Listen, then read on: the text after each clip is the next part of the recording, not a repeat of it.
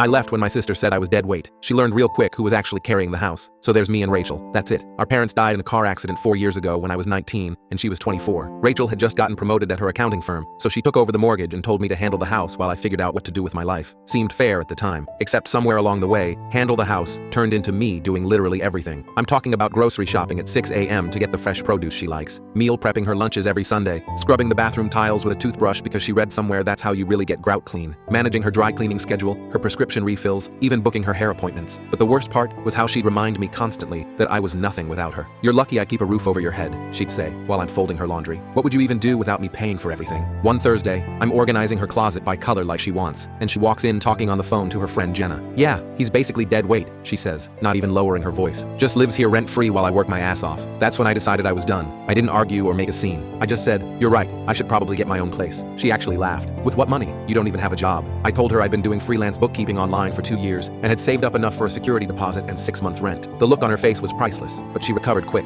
"Good, maybe you'll finally grow up." Over the next 3 weeks, I found this studio apartment downtown. Nothing fancy, but it was mine. While Rachel was at work, I started slowly moving my things. But here's where it gets interesting. See, when I said I handled the house, I meant everything. I knew which days the trash went out and which were recycling. I knew the water heater needed to be reset every 2 weeks, or it would start making that weird noise. I knew you had to jiggle the handle on the downstairs toilet. I knew the homeowners association required those specific forms filed every quarter, or they'd fine you $200. The day I officially moved out, I left my key on the kitchen counter along with a note that just said, "Good luck." I didn't mention that her car registration was expiring in 4 days, or that the HVAC filter hadn't been changed in 3 months, or that I'd been the one calling the pest control company every other month to keep the ants away. I definitely didn't mention that I'd been managing all her auto pays through her online banking, because she never remembered passwords. I'm settling into my new place when the texts start rolling in. First, it's about the Wi-Fi. She can't figure out why it's not working. I don't respond. Then it's about the washing machine making a weird sound. That's because you have to balance the load properly, but I don't tell her that. By day 3, she's called me 14 times. When I finally answer, she's practically hyperventilating. "The water got shut off," she says. "They said the bill hasn't been paid in 2 months." I remind her that I used to handle all the utilities through her account. "Why didn't you put it on autopay?" she demands. "Because she told me not to after she read an article about hackers and automatic payments. There's a notice on the door about the HOA," she continues. "Something about missing documentation and accumulated fines." "Yeah, those quarterly forms I mentioned. And my car got towed from the office parking lot because the registration expired." "Sounds rough," I say. "You did this on purpose. You sabotaged me before leaving." "I didn't sabotage anything. I just stopped doing all the things you never noticed I was doing. I need you to come back and fix this." "I thought I was dead weight." She goes quiet for a second. "I'll pay you, like a salary, for household management." "Rachel, I have my own place now, and a real job that doesn't involve being treated like I'm worthless. This is insane.